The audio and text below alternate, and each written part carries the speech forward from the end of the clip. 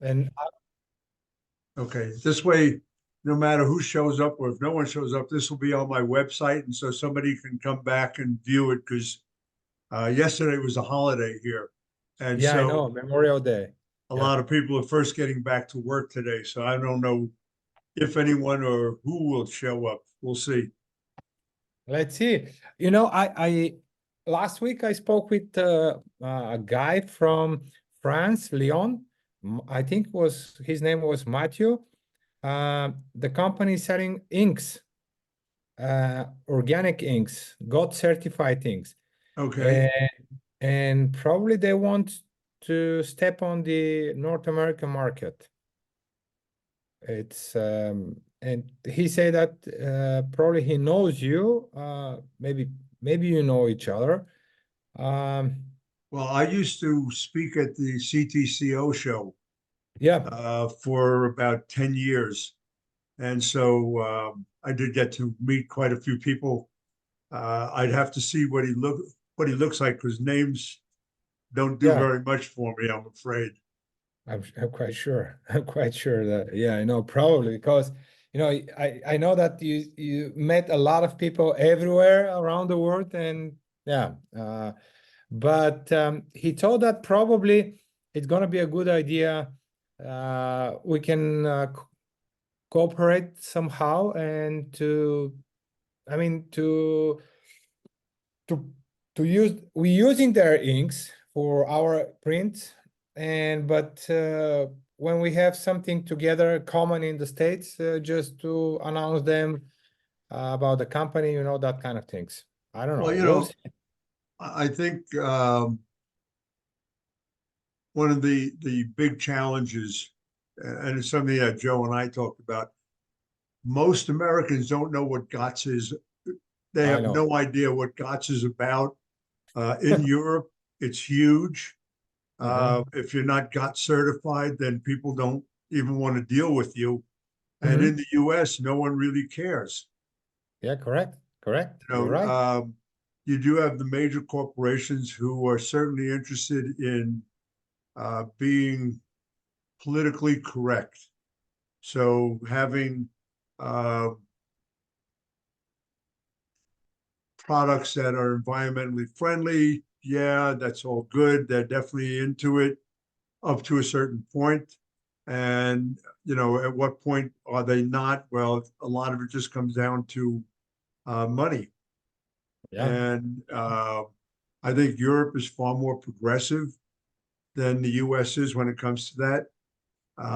Everybody here talks about how they want to be environmentally friendly and are they really?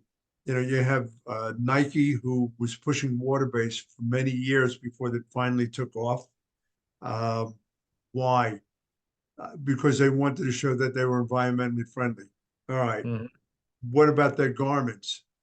Mm, you know, not so much. I mean, the companies that they work for, I did work for one of their garment manufacturers down in Mexico, and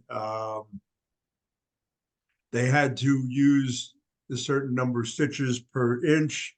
They had to have the fabric, the knit had to be a particular knit. As far as environmentally friendly, I don't remember them having to really concern themselves that much with it. It did have Yeah. to be Nike approved, but that was about all. Yeah, I mean, this is one of the problems because the companies want to be environmental friendly, but in the end, the product is not. And yeah, it's a real problem because this industry, textile, the textile industry is like 36% of the whole industry in the world, but only under 1% is organic and sustainable. Yeah, Which is, yeah. Uh, hey, Joe. well, Joe, Hello. how are you? We just start talking with Charlie. and start recording the session because we don't know who's gonna come, and just to be sure that everything is recorded. Okay, I don't. great. Yeah, I never know who's going to show up, so it'll be on my website in about 2 days or so. So anybody who wants to get filled in on your product, on what GOTS is all about, on sustainability. The only company I've ever worked with that was really truly sustainable is a company in Istanbul called ETF, which is no longer. But the production manager, Samir, did switch over to water-based at a particular time. They did the printing for Nike, for Adidas, and for a lot of other majors. They did their own garment manufacturing, and they were very much involved with sustainability. There was a divorce, and the company went away. By being environmentally friendly, even on the print side, they didn't put anything down the drain. Everything went into a 1,000-gallon holding tank and then was shipped out to be filtered. And I don't know another company in the world that actually does that.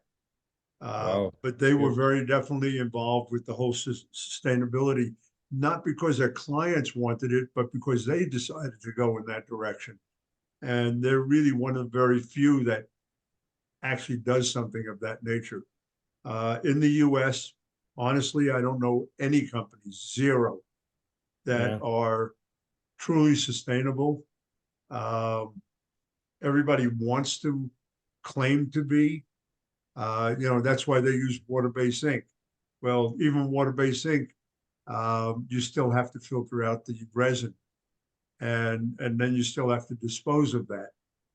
And how many people are really doing that? Not a tremendous amount. As far as garment companies, there number one, there are very few garment companies that are still manufacturing in the US.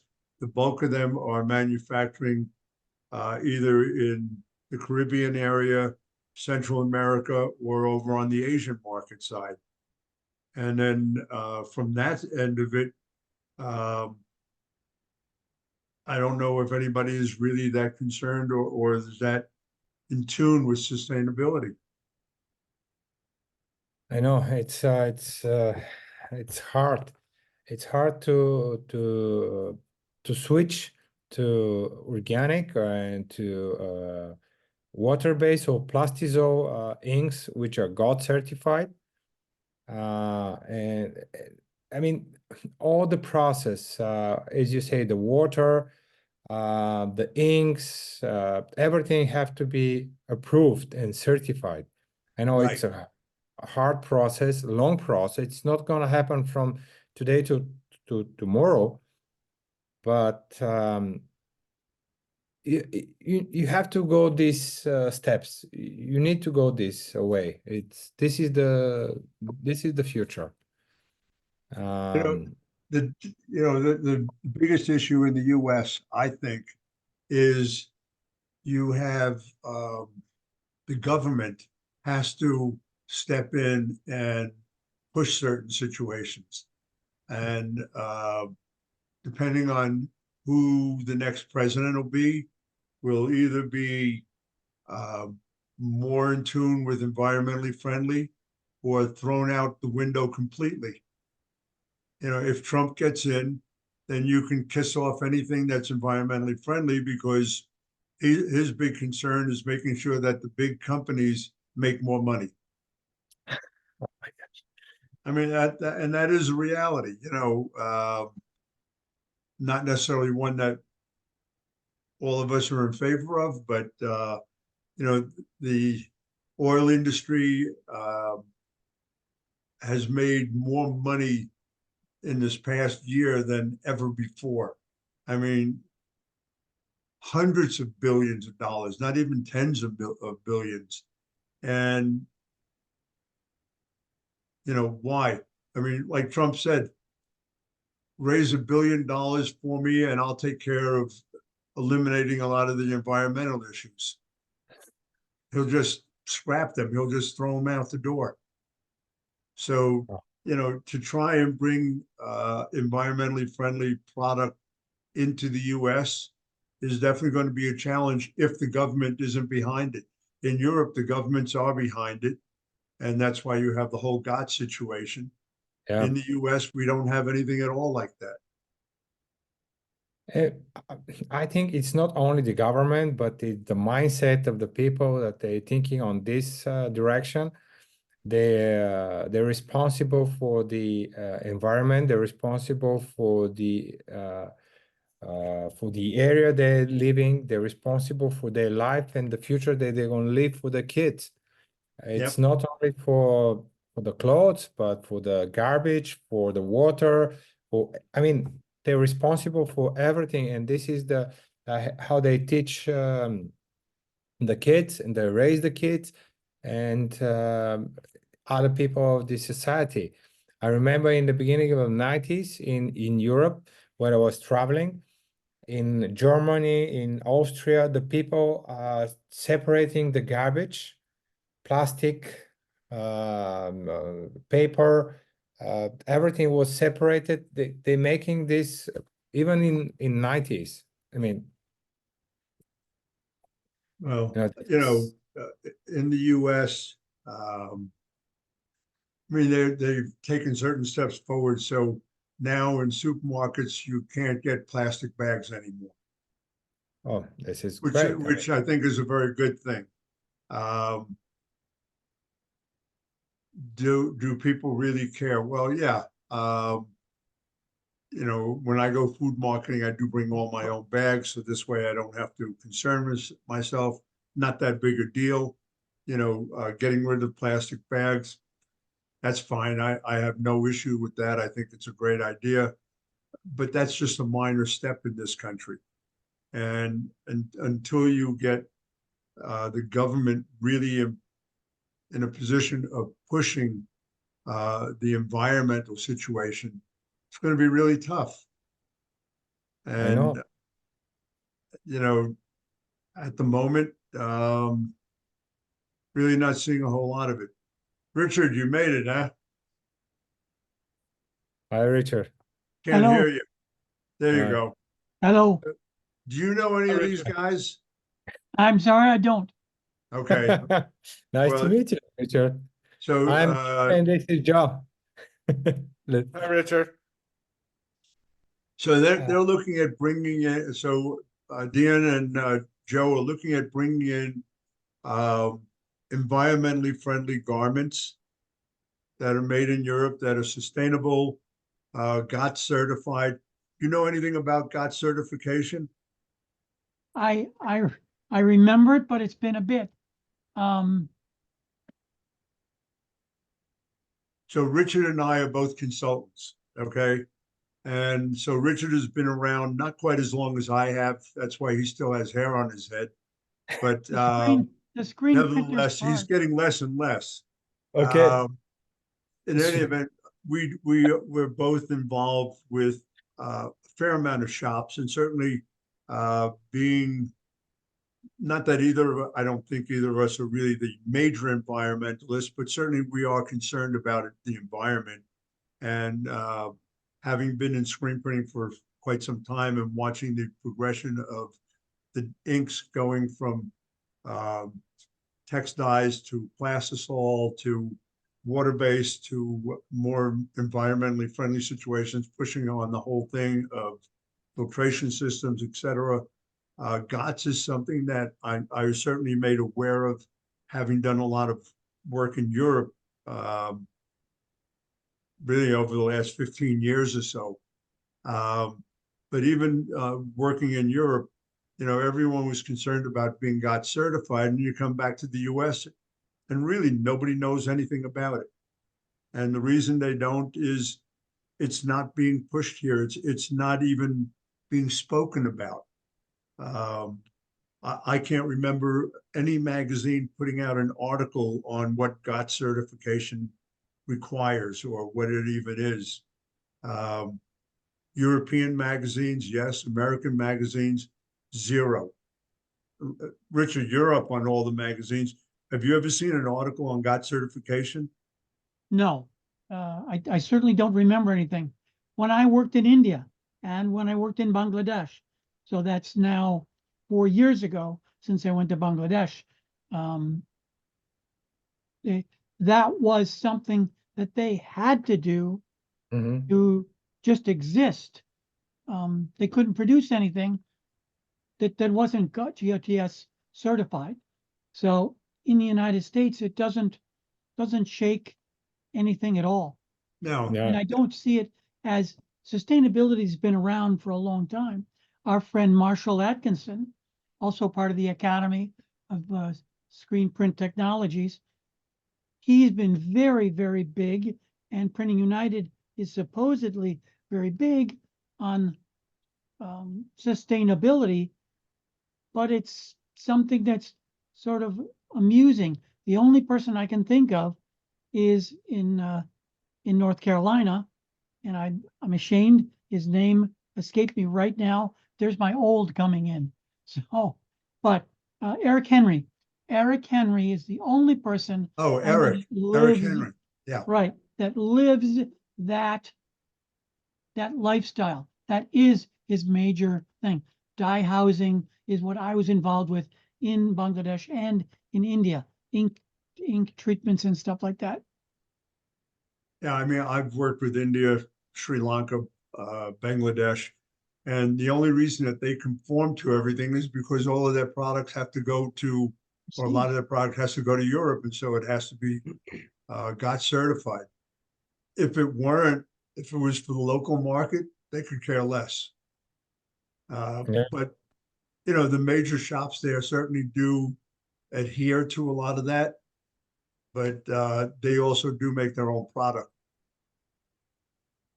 Charlie and And Richard, I'm curious from your point of view, we talked to a lot of screen printers and decorators in the US. We're GOT certified in our decoration in the EU. Well, and there's just like we've been talking, there's not a lot of movement in the sustainable printing, screen printing side of the industry in the US. What are the barriers for screen printers? Obviously, there's cost. But what are some of the barriers that are kind of preventing screen printers from going in a more eco-friendly direction? Lack of knowledge, I would say, is one of the main things. You know, screen printers are not necessarily as well versed on what is sustainable and what isn't. Somebody tells them it's sustainable, they believe it. Someone says it's not, they believe that.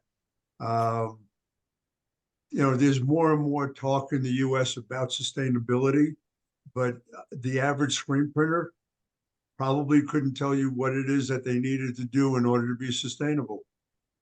Richard, any thoughts on your side? So the whole idea of sustainability just isn't viable, especially if someone's starting out. So you take someone that even has $50,000 to invest in or knows how to screen print already. I believe that direct to film has crushed the beginning screen printer. We're seeing manual printing presses drop off in what people are actually buying with the advent of direct to film, because people can get transfers from a contract printer like Stahl's or Supracolor, iron them on, and they don't have the investment in screen making. So larger companies that can do larger volumes, they're of course using automatic printing presses. But I don't see that as something that's going to change. I think we're going to lose a lot of that manual startup in screen printing. Maybe. I'm not so sure. I'm not totally sure. I totally agree with you, but certainly DTF definitely has its inroads. Then again, I guess my point is that not dealing with chemicals, right, because screen printing is all a whole chemical world.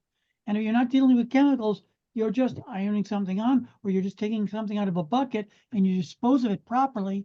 You're not really sort of polluting, because it's all part of what we have to do. So California leads the country. California's always had water restrictions and and disposal restrictions that were the most oppressive, are still the most oppressive in the United States. Yeah. As California goes, so goes the rest of the world. Yeah, you know, certainly California compliant chemicals lead the way in the US. How they stack up against Europe. Well, I was talking to John from Easyway a number of years ago, and I said, you know, you're going to send your product over to Europe. And his answer was, I'm probably not, because of GOT certification, and the cost of GOT certification in Europe for his products was going to be prohibitive, to the point where it would take him way, way too long to recover the cost of getting the certification. And yet in the US, they're one of the majors when it comes to the chemistry that screen printers have to use. Yeah. It just doesn't pay for them to even go to Europe for the most part. I mean, there are some European companies that do buy their product, but as far as them going to Europe and actually trying to push the whole idea, in order to be GOT certified, it's just way, way too expensive for them to make that investment at this point. Did John even go to FESPA this year, Charlie? Well, you know, FESPA this year sat on top of the Atlantic City show. So hardly any American companies went over to FESPA because they were all in Atlantic City. And, you know, normally I would do FESPA with someone like Vastex. Well, FESPA and Atlantic City were on the exact same dates.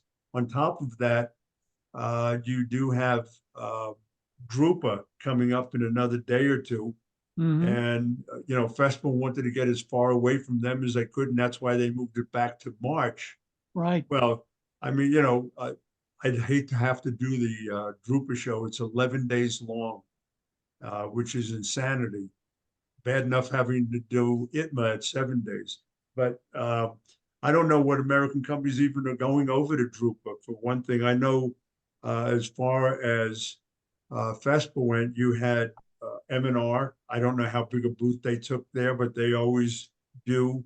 Rock was there. I'm sure, and MHM I know was there. How many of those companies are even going to go to Drupa? I don't know. How much Drupa is pushing the whole idea of being environmentally friendly? I'm sure they are, just because it's a European organization, but I don't know how many American companies are even going to go over to Drupa. And in that case, we can bring from Europe to the States GOT certified inks, because they already have all the certification. They go past everything, and we can bring from Europe to the States. Well, from Europe to the States wouldn't be a problem as far as certification goes. Yep. Yeah. The biggest problem that a European, not only European, any of the ink manufacturers from overseas, the biggest issue they now have is you have a company like Avient that owns, 6 different brands of ink. They dominate not only the US market, they really dominate a good chunk of the world market. And so coming into the US with an ink brand is even tougher today than it was 5 years ago. Okay. Just They because, literally squeezed Bepi Qualia virus inks out of the United States. They started to make a good firm foothold.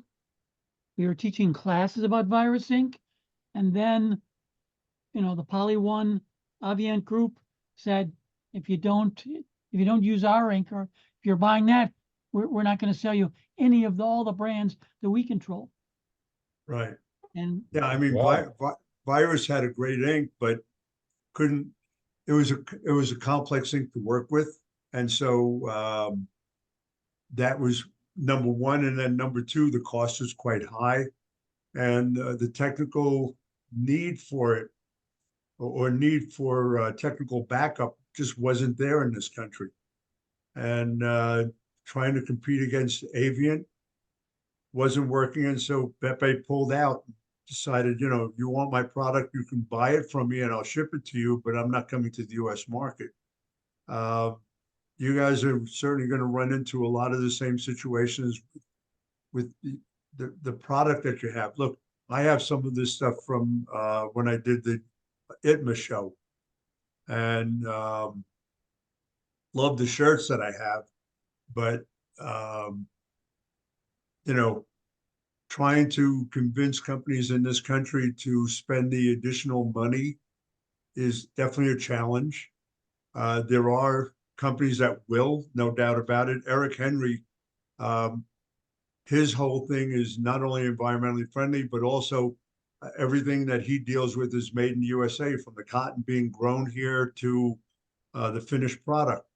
And even his printing technique, he has a very unique technique that no one else in the world does. He actually prints the garments before they're dyed. And it's an amazing process. And he does his own dyeing in-house. Oh, And his garments are very, very expensive compared to what you could get from any supply house. He does sell, but he doesn't sell to a huge market because of not only his technique, but also the cost of his product. So everything that he deals with, for the most part, is made in the Carolinas. okay. Matter of fact, the shirt that I have on is one of my T-shirt is one of his shirts from when I did some work for him. I don't know if you're very familiar with him or not, but Yeah, he does definitely heard of his work. he does get to speak to a lot of environmental groups, et cetera, on sustainability. I mean, he lives it. He is definitely one of the few in this country that lives it every day. Oh, we will be glad to meet him and to speak with him about that. As you know, this is my beanie is 100 organic, made in India. My T-shirt is 100% organic. Print is God certified, made it in Bangladesh, printed in Europe. But everything behind me, it's 100% organic. This is my 100% organic certified room, everything here behind me. And you're right that it's very difficult at the moment to convince somebody to buy and to understand what is sustainability, what is organic, and even what is all this certification that we holding with us, even God's. It's very hard to understand. But there is a company, as I say earlier today, that we've done this for Burt's Bee Yep. product. It's 100% organic.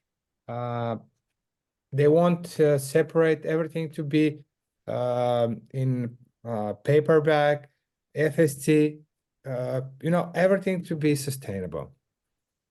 And when you're talking about the bags and the stores, one of the things we were thinking with Joe about to make a campaign, buy organic products, and one day when the cycle of the products finish, don't throw away, give it to us. We're gonna recycle this organic T-shirt. We're gonna take the yarn and we're gonna make a tote bag to go to the grocery store. This is circle of life of our products. This is one of the way. The other way, if they finish on the landfill, they will be disposable. That's it, because it's organic. And this is what we explain to the people. Yeah, Joe. No, I mean, I think what we're talking about is sort of the economics. I mean, Charlie, you mentioned sort of the regulatory landscape in Europe is sort of pushing things towards GOTS or has. That's sort of not really a hold our breath scenario here in the US at the current moment. So it seems like it's market driven. And, we talk a lot about the sort of the business case. We can talk about the environmental case, the labor case, all of those sorts of, I guess, more high-minded ideals. saving the planet, you know, making sure people down the supply chain are treated fairly. And that moves the needle for some folks, but I think what we're seeing is just the influx of younger generations into the workplace, who just bring different values to that workplace culture. You know, and they want to work at a place that feels good to them. They're not just looking for a check, and environmental issues and climate change is the #1 issue for a lot of younger people. And so we're sort of seeing this transition happen, dare I say, pun intended, organically. You know, and it's slower because the younger generations are younger and they're not put in charge of the budgets yet and the decision making. But, you know, even as a talent attraction and retention issue, you know, executives are competing for talent pretty voraciously with each other and attracting young folks. And something like spending a little bit more for an organic or more sustainably made higher quality product is invaluable, or can be invaluable, in sending that message to prospective employees, current employees, talent attraction, retention. I think, you know, from your point of view as screen printers, well, maybe shift the conversation a little bit to just like quality of product and what you have to actually as a canvas, if you will. You know, long fiber, short fiber cotton, fibrillation, you know, do you notice a difference when you're working with a higher quality garment made from, say, organic cotton or long fiber cotton, in terms of like the color and the print and that type of thing? At times, you know, I mean, I have, like everyone else, I have certain t-shirts that I really enjoy wearing. They look good, they feel good. In printing them, they printed really well. The average screen printer, I would say, does want to put out a good quality product, wants something that's easier to print. Would they know the difference? Most of them, I don't think would. To be honest with you, I mean, you know, we're both friendly with a particular guy, Andy Anderson, who really is considered one of the, if not the best printer in the US. And he was very particular about the type of garment that he printed on for certain type of work. There are certain garments he wouldn't print on because he knew that it wouldn't give him the finished product that he wanted. That being said, do I think most screen printers would know the difference? Those that have been around for a while definitely have their favorites and definitely have those garments that they would not touch, even if the price were so much lower. That being said, it's not that many. You know, they know that if they use a particular garment, they're going to get a better finished product than if they use a different garment. Trying to get them to try it out and to test it and to see if that's really one of the things that they would go with. And is it worth the extra money to them? Or could they push that customer into spending that extra money on the garment is the question. Eric Henry definitely has a clientele that is willing to spend the extra money. I don't know how many clients he really has, but his factory stays pretty busy most of the time. So he's, and it's taken him years and years to develop the reputation that he has. Yes. And he definitely pursues it all the time. He didn't just jump into the market with his eyes closed and say, okay, I'm going to do this, and that's the end of it. You know, he's the only one that I can think of, and I don't know if you can think of any others, Richard, that really and truly lives it every day, both in his factory and even I stayed with him at his house, and even in his house, he has all of his own organic gardening that he does, etc. Most companies just don't. Most screen printers aren't that savvy to know the difference between printing on one brand of goods versus another brand. I know that they like some more than others, but oh, this one is less money and my customer doesn't want to spend the extra money, so I'm going to go with it even though the product isn't going to be quite as good as I'd like it to be, but I can still make my money on it. I Yeah. actually manufactured shirts in the 1980s, controlled the cut and sew houses, two of them, two different jobs that I had. And so I was a lot more familiar than any other person that I knew, because I was literally, in the midst of it, and I could order whatever that was that I wanted. In the printing world, printing full color process in the 80s and 90s, I did extensive testing. And at one time when I worked printing in California, I ordered every white shirt there was on the face of the earth and printed the same design on it, and had, I believe, 80 or 90 different white shirts looking for the shirt, mostly because I was in an argument with the Hanes Corporation, because the shirts I was getting from them, to which I was buying a semi every 2 weeks. So every fortnight, I get a semi of shirts worn from North Carolina. And I expected that I'd find something different. They still had the best shirt in 1995. This is the last time I did that kind of a big test. I was having problems because they were wrinkled, that they were just sort of dumping them into the box. And they made an agreement with me that whatever I turned back, this was wrinkly, they would dispose of them through other distributors, but would replace them. But I had to, drag them with a little diorama, like a science fair, saying, this is the problem I had. I want it to be different, because it was a problem, because I had to have perfect shirts.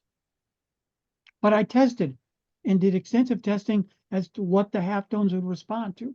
The best ink, the best screens, the best shirt, and insisted on it. I told the clients what we were printing on. I wasn't printing on what they decided.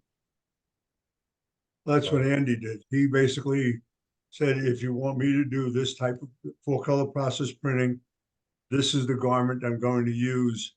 And if you don't want that, then you need to go to someone else to have it printed. Wow, that's great. And Yeah, but you're talking about the exception, not to the rule. Yeah. And that's the problem that you're going to be facing here is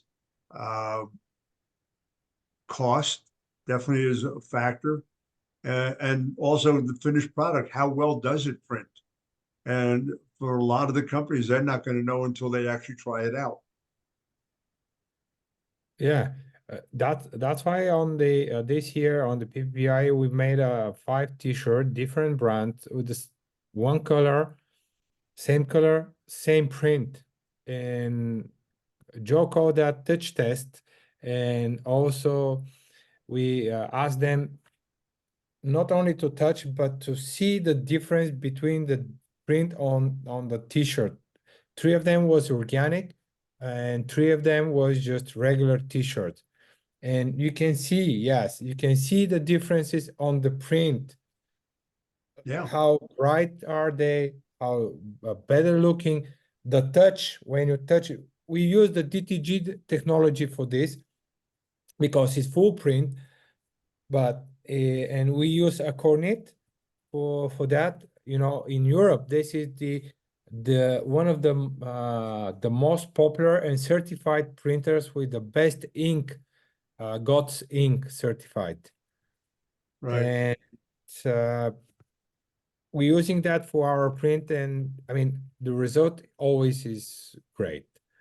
And but when we're talking about GOTS is Global Organic Textile Standard. This is a huge process. When Charlie mentioned that, yes, we working on that, and every year we renew our certification. And before we start that, we preparing 2 months before renewing the certification, the scope certification. But before we start for first time, we preparing like between I think it was like maybe 8 to 10 months before the certification start. Every year is very hard, and every year the regulation became more stronger and stronger. Now we have the last version of GOTS, version 7.0, the latest one, the highest one. And they want from us so many things for the next few months we need to go through. We need to bring the textile to laboratory, to bring to make a test of the printing, everything we need to do that. And to prove that everything is really GOTS, not only Yeah. by You know, like you say, Europe definitely is demanding GOTS certification. In the US, they're not. They don't know what it is. They don't understand it. And they don't care. And until the government steps in and says, you need to be working with more sustainable products, et cetera, it's going to be a very difficult sell in the US. Yeah, I know. That's why we prepare a book. Joe, you can mention about the book, ebook that we prepare.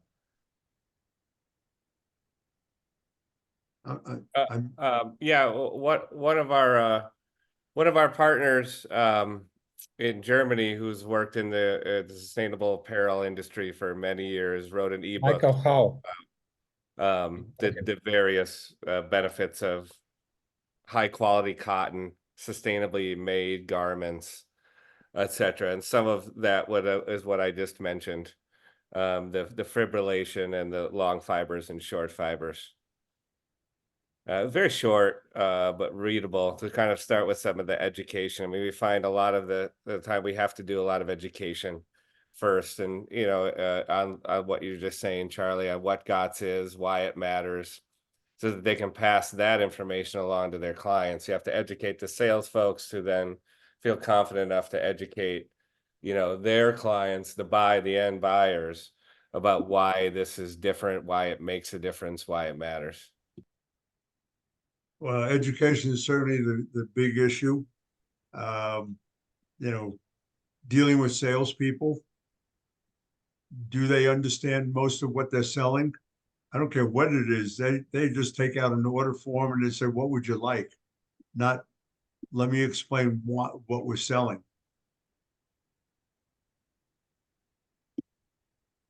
Yeah, exactly. I think a lot of it is just sales folks, distributors don't know how to sell it. They don't know I totally agree with you. They don't. what the difference is and why it matters. It's a very price conscious industry here in the US. And I get that to a certain extent, but some of that shift that we've seen in Europe over the last 10 years, we're at the beginning stages now, like where Europe was maybe about 5 or 10 years ago. There's the breakout sessions at every conference that you go to about sustainable this or sustainable that, and people go and there's talk, and then kind of, you go back out on the show floor and it's still sort of a bottom line wins, industry at the moment. I agree. Trying to educate the salespeople is really the biggest challenge. If you can get them educated, then they can go out and actually sell appropriately. But for the most part, it's always been a challenge.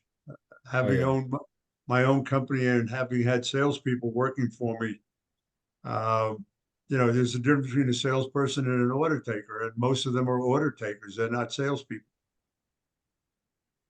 And when it comes to things like sustainability, there's a huge learning curve that you're going to go through in this country because most people just don't get it.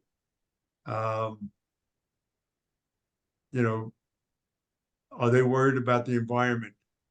They are up to a certain point. Hard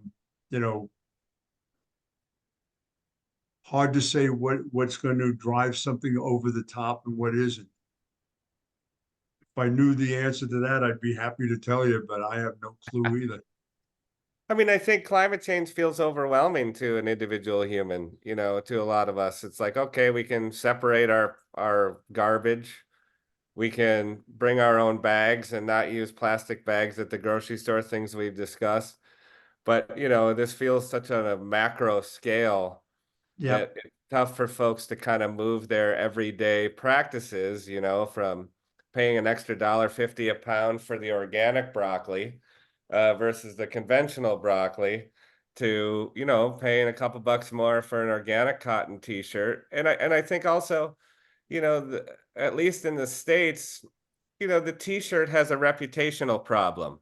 You know, we've been giving out t-shirts for every little thing for generations. You go to this event, you go to that event, you get a free t-shirt, you get a free t-shirt, and a lot of them end up in a drawer or a dust rag or in the trunk or that kind of thing. And so it sort of has a I don't know, lack of respect in its image, you know, where it's not, you know, it's not a button-down shirt or even a polo. And so to have a high quality t-shirt sometimes sounds like an oxymoron to folks a little bit. Um, you know, I might argue, I think, and maybe you all can Mhm. disagree with me, but I think some of those wins too, particularly in the US market. You know, it's sort of like the news industry gave away the news for free a lot at the beginning of the internet. And so now they're struggling to make a living and make some revenue and kind of putting on these paywalls. It's sort of like we gave out t-shirts for free for so long for so many people, it's sort of kind of hurt the value of it, if you will, I think. Yeah, but you know, I mean, the other side of that is, all right, so if I buy a inexpensive t-shirt and I have it printed and it's for a particular event, uh, I can get a certain amount of money for it. If I'm someone who's putting out a line of t-shirts and it's going to go into the store and be sold, um, so that t-shirt that I paid $3 for and then had it embellished and so on is now selling for $30 in the store. If I had paid an extra dollar, would it really have affected the store in terms of selling price? Would it still have sold for about $30? Oh, so it sold for 32. Would that make a difference to the person buying it, the extra $2? And the answer is probably not. If they wanted that shirt, they'd pay for it. And if they didn't want it, it didn't matter what the price was.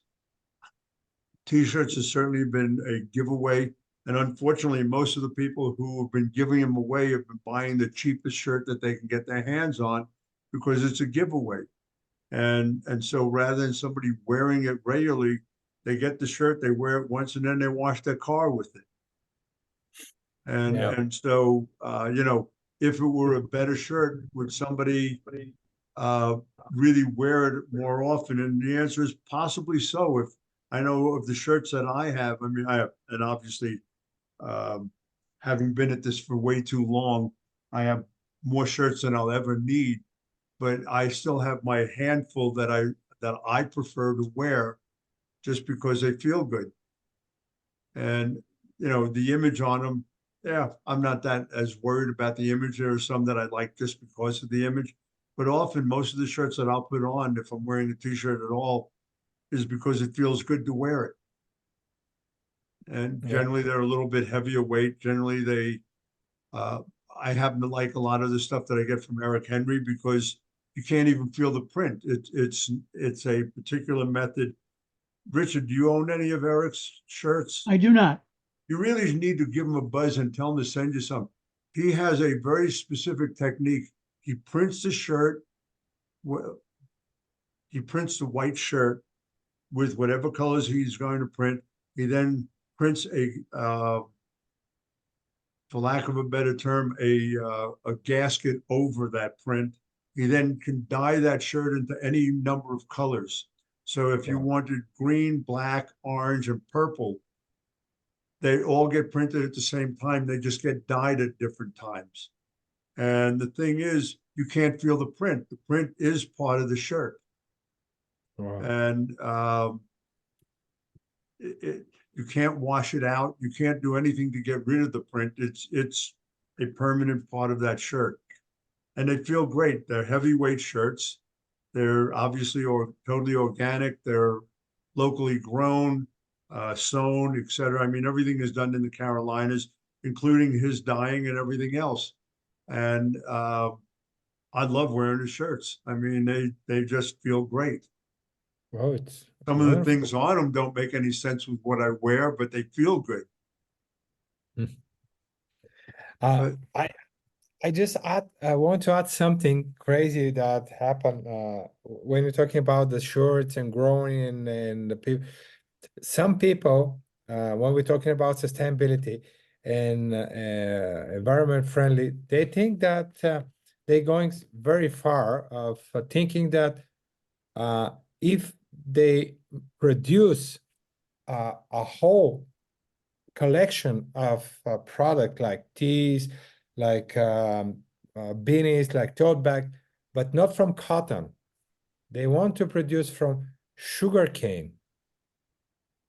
yeah, also A sugar- bamboo. Bamboo Yeah, is one of the things. Hemp, yep. yeah, but sugar cane is one of the product that is replacement for polyester. It's not possible to be used for t-shirts and that kind of apparel. It's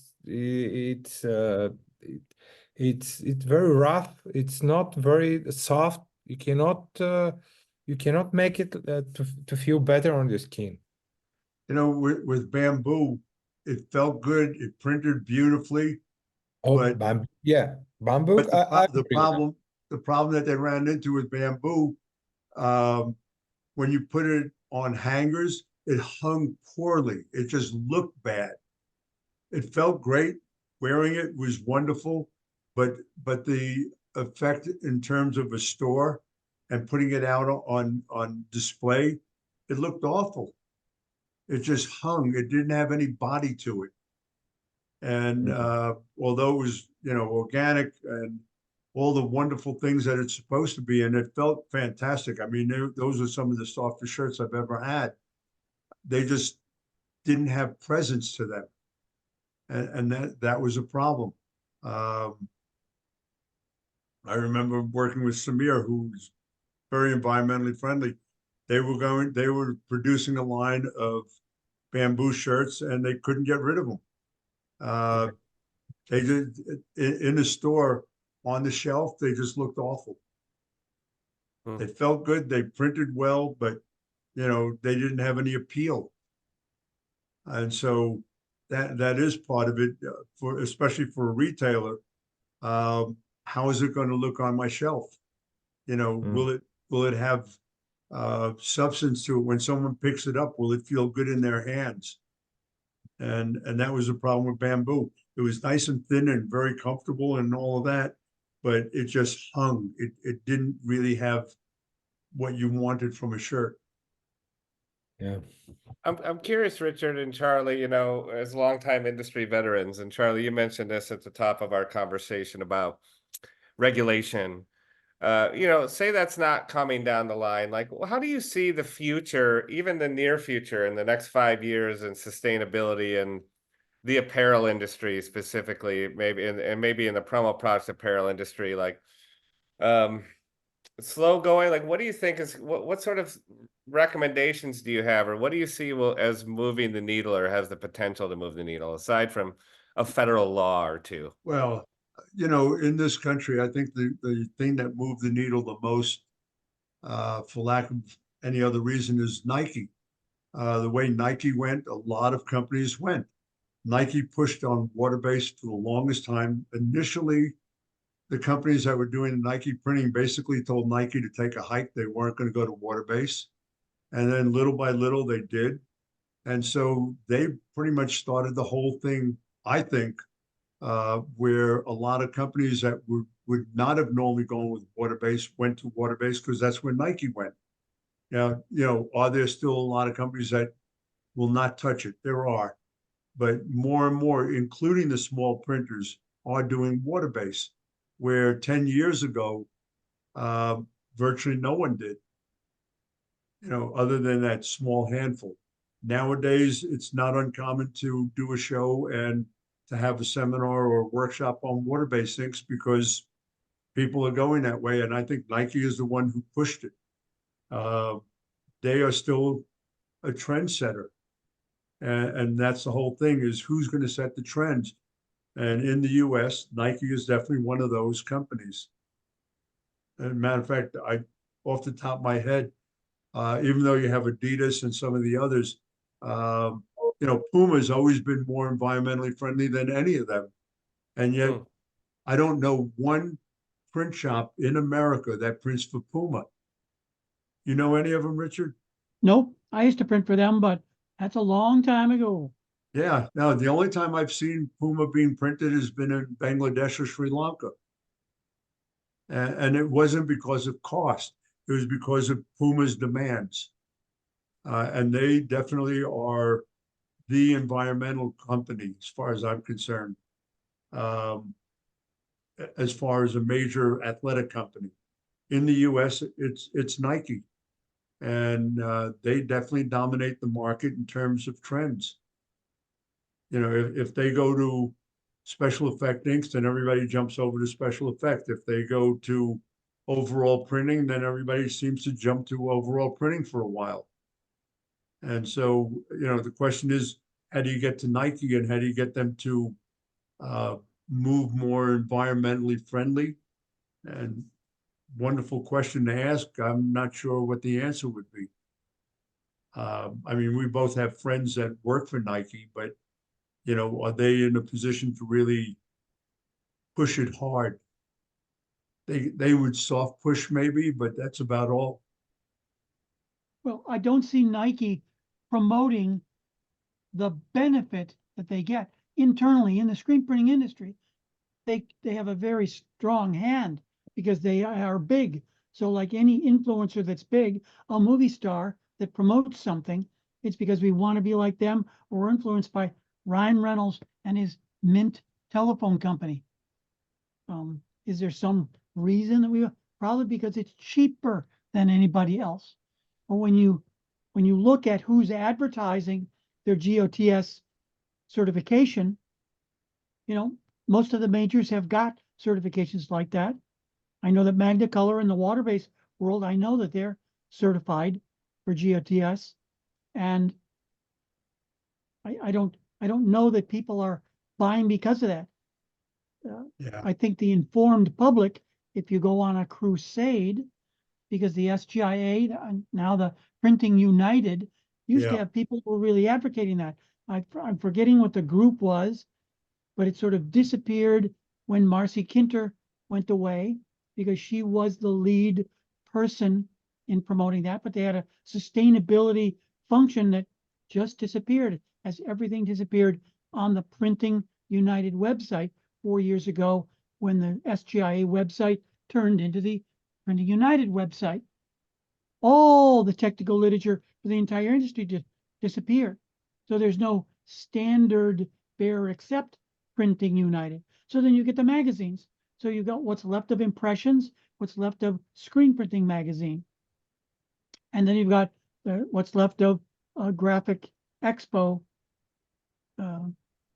their magazine. So there's 3 basic magazines in the United States, and writing every month, or the editors all need stuff to put into their magazines.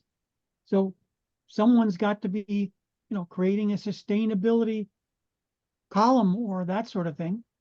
Again, Marshall Atkinson has probably written more about sustainability, and has been a known leader, a standout person as a writer.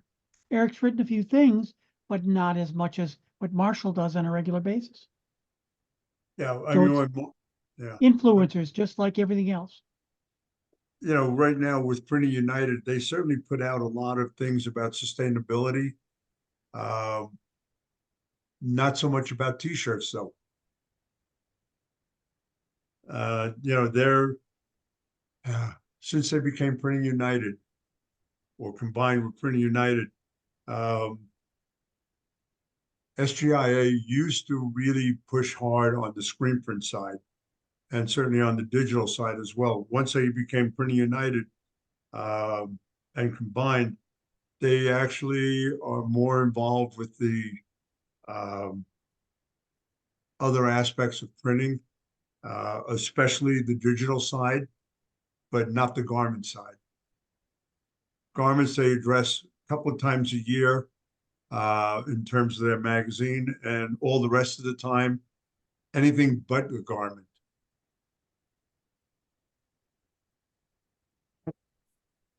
Yeah. It's As Charlie mentioned before, let me get this in quick. I don't see very many people writing about it in a technical article. Lots of press releases, because everybody that is sustainable or got a certification with their ink, they of course advertise it so you'll buy their product. But they Yeah. never really address, just as my thing says, the problem that it solves. So I believe there's where you have an advantage if you can come up with what's the real benefit to the end user that'll make them want to buy or start to demand it. You've got to create that grassroots snowball.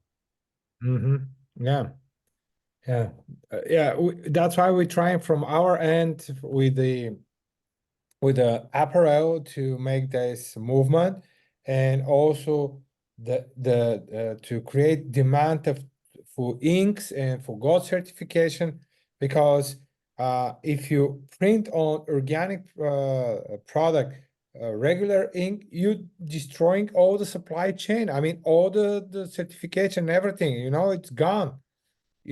One of the benefits is also that for our clients is we can give to them certification from GOTS that approve this product is 100% organic and decorated organic with organic inks, embroidery, or DTG, whatever. I mean, this is the 3 techniques. We can give them a certification. We call the transaction certificate.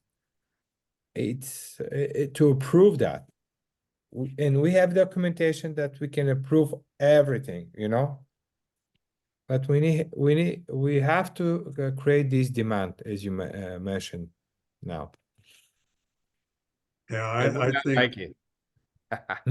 Well, until the government steps in and pushes certain situations, I think it's going to still be a major uphill battle to deal with the US market.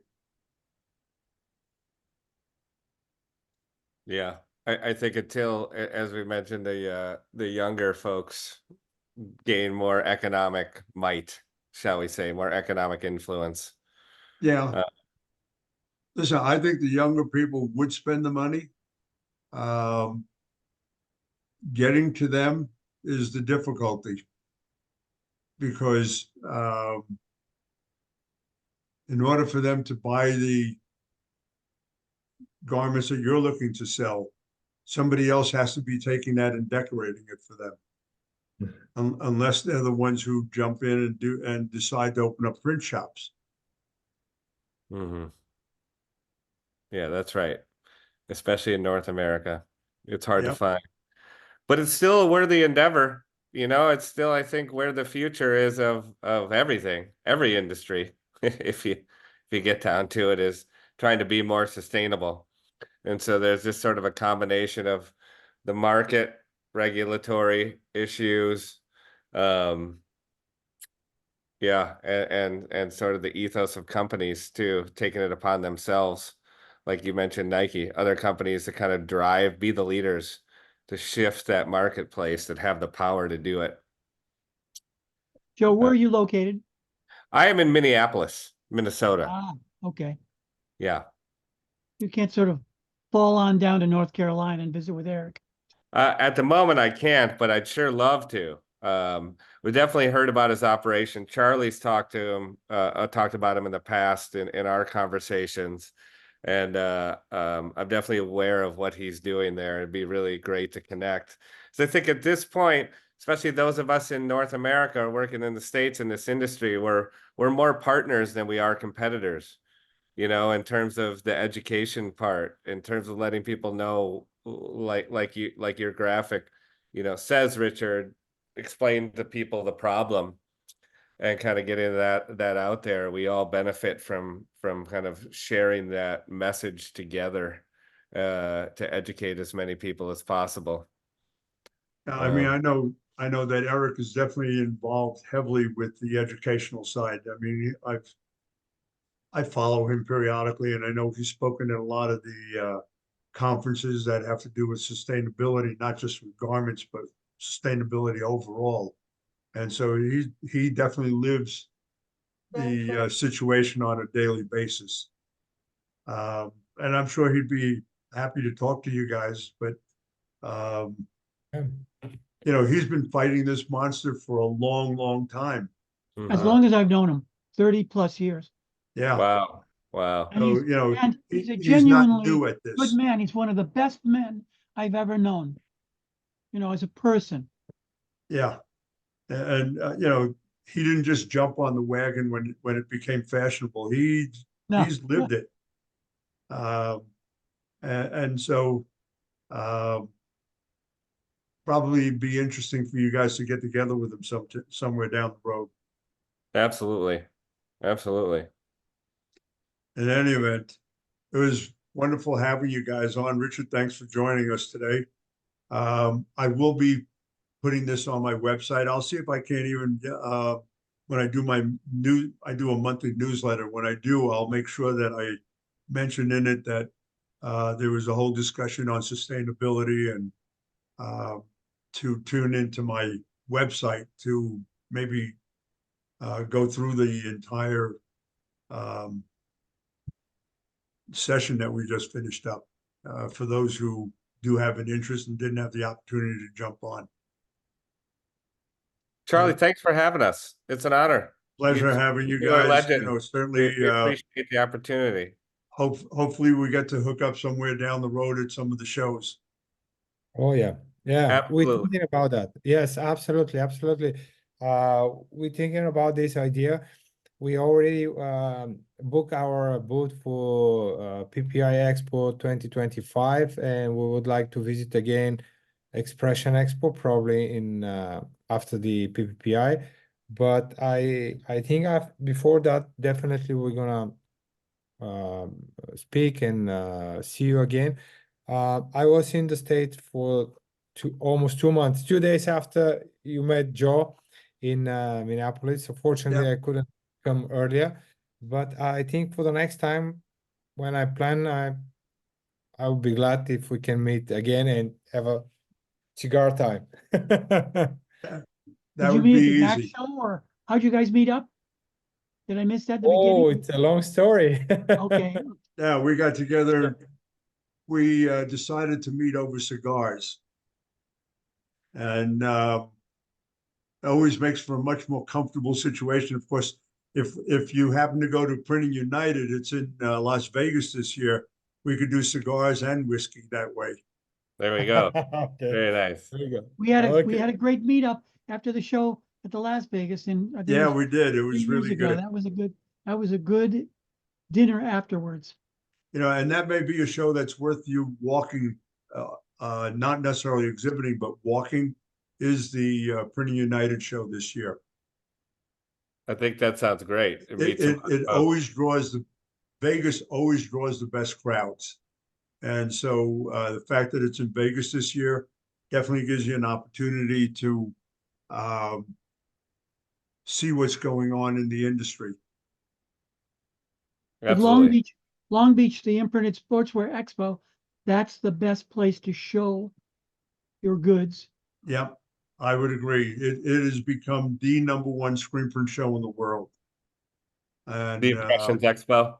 Yeah. it's Long far Beach. beyond FESPA. FESPA is basically, and I worked with FESPA for many years.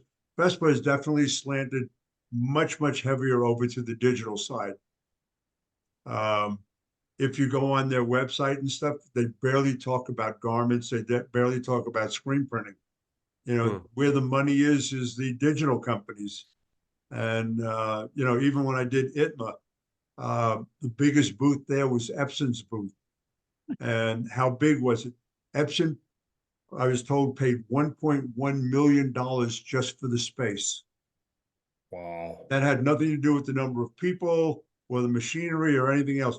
Just their space was 1.1 million.